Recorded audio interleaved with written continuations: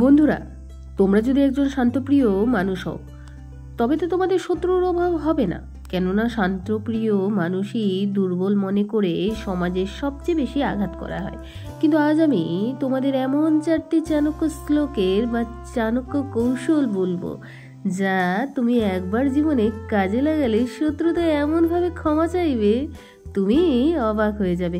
এই যুগে ভালো মানুষ হওয়া মানে কি বারবার শত্রুর হাতে অপমানিত হওয়া? চুপ থাকা মানে দুর্বলতা নয়।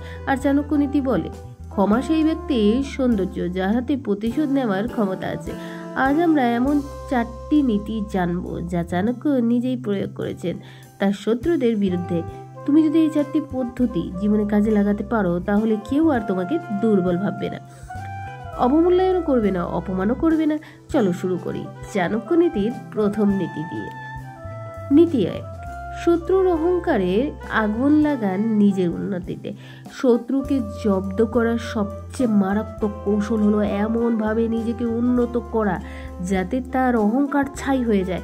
শত্রু মানে সবসময় এমন কেউ নয় যে তোমার বা তোমাকে আপনাতেই মারতে আসবে। শত্রু সেই যে তোমার সাফল্য জলে পিছনে কথা বলে, তোমার অপমান করে সুযোগ পেলেই অথবা নিজের সফলতার প্রমাণ করতে তোমাকে হেয় করে।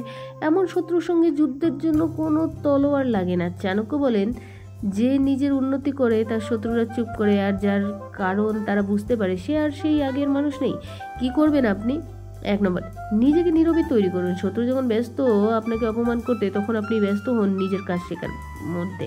শত্রু আপনার খারাপ দিক খুঁজছে আর আপনি নিজের স্কিল বাড়িয়ে চলছেন। 2 নম্বর, তাকে দেখান, প্রমাণ করুন, চুপচাপ এমন কিছু অর্জন করুন সে নিজেই লজ্জায় পড়ে যাবে। হয়তো আপনি সেই কাজে জানতেন না, কিন্তু সে আপনাকে অপদস্থ করেছিল।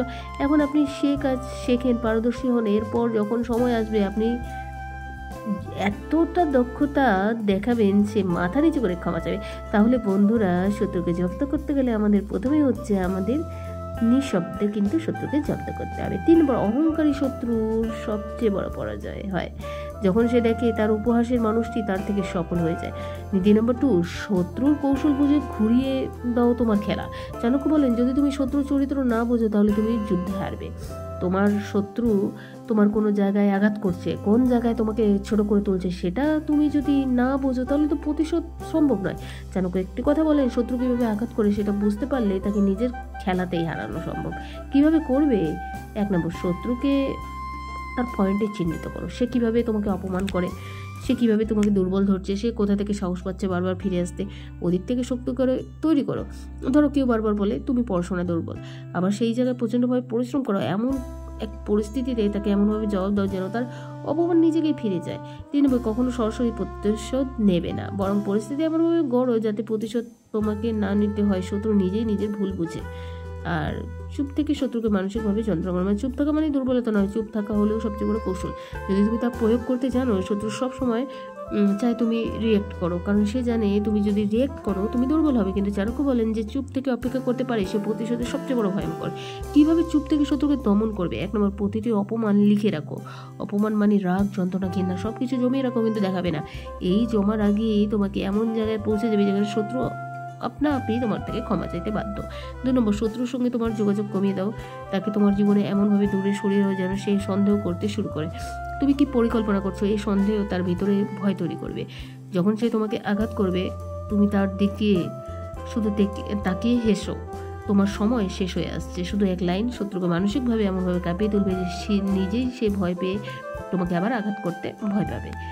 আর নীতি 4, শত্রুকে তার ভুল হারাতে দাও। মানে চাণক্য নীতি বলে, যে তোমাকে ঘৃণা করে তাকে তার অহংকারে ডুবে যেতে দাও।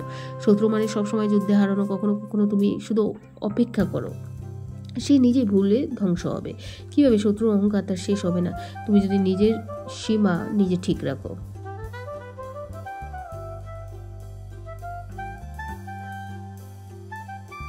কিন্তু শত্রু যদি ভাবে সে অপ্রতিরোধ্য, তাহলে তার অহংকার তাকে ভুলে বা ভুল সিদ্ধান্ত নিতে বাধ্য করবে। শত্রুকে কথা বলতে দাও, তুমি চুপ থাকো। সে যত কথা বলবে তত সে ভুল বলবে, আর সব সময় বা এক সময় নিজেকে সবার সামনে ধরা পড়ে যাবে। যখন সময় আসবে তুমি কেবল একটাই কাজ করবে, তুমি তার ভুলকে ব্যবহার করে তাকে হারাবে। তখন তুমি কিছু বলার দরকার হবে না, সে নিজেই ভুল নিজেই ভেঙে পড়বে। আর আজকে এই সময় সবচেয়ে বড় সত্য, শত্রুকে হাঁটানোর সবচেয়ে ভালো উপায় হচ্ছে নিজেকে এমনভাবে গড়ে তোলা যে তার নিজেরাই তোমার কাছে ক্ষমা চেয়ে মাথা নিচু করবে। চাণক্য বলেন, বুদ্ধিমান শত্রু হারানোর জন্য অপেক্ষা করে না, সেই শত্রুকে তার দোষে ডুবিয়ে দেয়। আজকের এই 4টি চাণক্য শ্লোকে যদি তুমি মনে রাখো, যদি তুমি চর্চা করো, তাহলে তুমি আর বারবার ব্যর্থ হবে না। আর প্রতিশোধ হবে তোমার শান্ত, সূক্ষ্ম, গভীর আর চিরস্থায়ী। যদি শত্রু বারবার ফিরে আসে, বারবার আঘাত করে, তাহলে তুমি জানবে তুমি কিছু করছো ঠিক। কারণ যে মানুষ আলো জ্বলায় বা আলো ছড়ায় তার সঙ্গে যুদ্ধ হয় অন্ধকারে। তাই নিজের আলোকে আরো উজ্জ্বল করো, তবে আগুনের মতো যাতে আলো হয়, আরো প্রয়োজন হলে জ্বালাতে পারো। তুমি দুর্বল নয়, তুমি প্রস্তুতি। তুমি শুধু মনে রাখো, ক্ষমা করো কিন্তু ভুলবে না, সহ্য করো, প্রস্তুতি নাও, ভালো হও কিন্তু বোকা হবে না। আর তুমি যদি এই পর্যন্ত শুনে থাকো, তাহলে তুমি নিশ্চিত একজন যোদ্ধা, একজন নীরব যোদ্ধা, যে প্রতিশোধ নয়, সম্মান চায়, অপমান নয়, অর্জন চায়, প্রতিদ্বন্দ্বিতা নয়, নিজেকে প্রমাণ করার সুযোগ চায়। এই সমাজে তুমি যতই ভালো হও, কেউ না কেউ তোমার বিরুদ্ধে দাঁড়াবে, কেউ তোমাকে ঠকাতে চাইবে, কেউ হাসাবে, আবার কেউ ছড়িয়ে দেবে ভুল কথা, অপচার। এটা খুব স্বাভাবিক। কিন্তু তোমাকে আজ যে এই চাণক্য নীতিগুলি শেখানো হলো, সেই নীতিগুলি কেবল তোমার শত্রু দমন নয়, নিজেকে এক অন্য উচ্চতার নিয়ে যাবার কৌশল বটে। চাণক্য বলেছিলেন, শত্রু যতই বড় হোক না কেন, যদি তুমি ধৈর্যশীল হও, জ্ঞানী হও, তাহলে শত্রু এক সময় তোমার সামনে এসে নিজেই তার ভুল স্বীকার করে মাথা নিচু করবে, আর তুমি শক্তিশালী হয়ে প্রতিশোধ নেবে। বরং এমন কিছু হয়ে ওঠো যেখানে শত্রু নিজে উপলব্ধি করবে তোমার সঙ্গে যুদ্ধ করে সে নিজের সময় নষ্ট করেছে। এই 4টি কৌশল একসঙ্গে তোমাকে শেখানো হচ্ছে। তুমি উন্নতি তোমার সবচেয়ে বড় প্রতিরক্ষা। শত্রু কৌশল বুঝো, কিন্তু নিজে কখনো তার মতো হবে না। চুপ থাকা মানে দুর্বলতা না, বরং চিন্তাশীল আক্রমণের অপেক্ষা। শত্রুকে তার অহংকারের শেষ হতে দাও, তুমি শুধু তার পতনের সাক্ষী হয়ে। এই শিক্ষাগুলো তোমার জীবনে একটা অন্যরকম মানসিকতা তৈরি করবে। এটাই একটি দৃষ্টিভঙ্গি যেখানে তোমার হঠাৎ রাগ হবে, ভুল সিদ্ধান্ত নেবে না, বরং তুমি জানবে কিভাবে শত্রুকে নিজের খেলায় হারানো যায়। আর তুমি যদি চুপ থাকো, তার মানে তুমি বোকা নও। চুপ থাকা কখনো কোনো সবচেয়ে বুদ্ধিমানের কাজ, কারণ তুমি যখন চুপ থাকো তখন তুমি শোনো, বিশ্লেষণ করো, পরিকল্পনা করো। চুপ থাকা মানে যুদ্ধ থেকে পলায়ন নয়, চুপ থাকা মানে যুদ্ধের সঠিক সময়ের জন্য প্রস্তুতি। চাণক্য বলেছেন, যে ব্যক্তি নিজেকে সঠিক সময়ে নিয়ন্ত্রণ করতে পারে, সেই ব্যক্তি অন্যকে নিয়ন্ত্রণ করতে শেখে। তাই তোমার নিজের জীবনকে বা নিজেকে নিয়ন্ত্রণ করো। সেই আবেগ, রাগ, প্রতিশোধের ইচ্ছা সবকিছু নিজের মধ্যে রেখে দাও। তাই কেবল নিজেকে গড়ো, নিজেকে প্রমাণ করো, নিজেকে জ্বালিয়ে দাও এমনভাবে যাতে তোমার আলোতে তোমার শত্রুর অহংকার পুড়ে ছাই হয়। শত্রু ক্ষমা পাবে কিভাবে? তুমি যদি সত্যি নিজের ভিতর থেকে পরিবর্তন হবে, তাহলে তোমার নীরবতা হবে অস্ত্র, তোমার উন্নতি হবে ঢাল, আর তোমার দৃষ্টি হবে লক্ষ্যভেদী, যা তোমার মন হবে অটুট। তখন শত্রু আর তো কিছু করতে পারবে না, তখন সে নিজের ভুল বুঝবে, তখন সে তোমাকে ছোট করতে পারবে না, কারণ তুমি বড় হয়ে গেছো। তখন সে তোমার সামনে দাঁড়িয়ে ক্ষমা চাইবে না, সে চিরতরে তোমার পথ বেঁকে সরে যাবে। তুমি কোন পথে বেছে নেবে? কারণ তুমি একজন শান্ত মানুষ, তুমি দুর্বল না, তুমি লড়াই করতে জানো, আর চিৎকার করে নয়, অভ্যন্তরীণ শক্তি, নীরব অর্জনে, সময়ের উপর ভরসা করে। তুমি প্রতিশোধ নেবে না, তুমি এমন এক অবস্থায় নিজেকে নিয়ে যাবে যেখানে প্রতিশোধ অপ্রয়োজনীয় হয়ে যাবে। এখন নিজেকে জিজ্ঞাসা করো, তুমি কি এখনো রাগ করে উত্তর দেবে, জবাব দেবে, নাকি তুমি এখনো শত্রুর অপমানের কথা ভেঙে পড়বে? তুমি কি এখনো চাও সরাসরি তার মুখে একদিন সব বলে দেবে? না, তুমি নিজেই জানো দেখানোর সবচেয়ে বড় প্রতিশোধ, আর সেটাই তোমার নীরবে। আর তুমি যখন হয়ে উঠবে এমন কিছু, সেখানে তার উপস্থিতি শত্রুর ভিতর ভয় ছড়াবে, আর তোমার উন্নতি হবে তার অবনতি।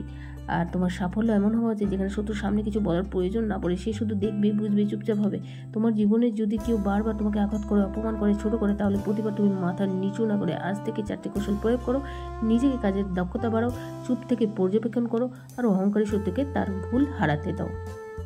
আর এমন এক মানুষ হয়ে ওঠো যাকে কেউ আর অপমান করতে সাহসী না করে। আজ থেকে সিদ্ধান্ত নাও, আমি প্রতিশোধ নেব না, আমি নিজেকে এমনভাবে গড়বো যাতে প্রতিশোধ অপ্রাসঙ্গিক হয়ে যায়। আমি চুপ থাকবো, আমি দুর্বল হবো না, আমি ভালো থাকবো কিন্তু বোকা হবো না, আমি উন্নত হবো কিন্তু অহংকারী হবো না, আমি জিতবো কারণ আমি নিজের উপর নিয়ন্ত্রণ রাখতে শিখেছি।